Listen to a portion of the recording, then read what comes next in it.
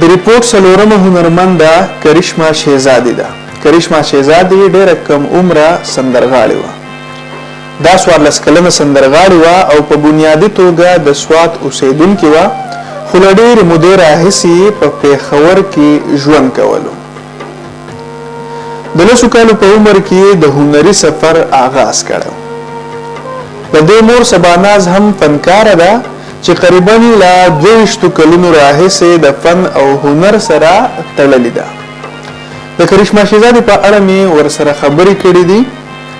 دا د خپل لور کرشمه شهزادي په اړه وایي چې د وړوکوالي راهیسې د سندرو سره ډېره مینه لرله او دا چې په کال 2011 کې د سندري سفر آغاز وکړو.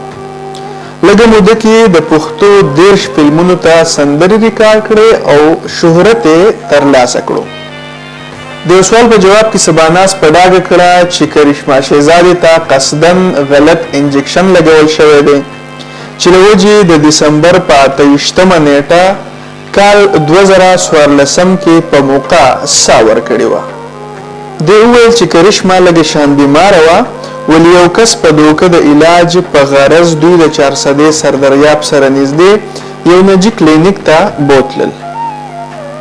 وایي چې زمونږ هیڅ چا سره هم څه دښمني نه وه، خو دغه کس پوخ عمر سړی و او د کرشمه شهزادي سره واده کول غوښتل، خو موږ داسې کولو ته بالکل تیار نه و او هم د دغه په نتیجه کې د ماشومې کرشمه شهزادي نه انتقام واخیستو.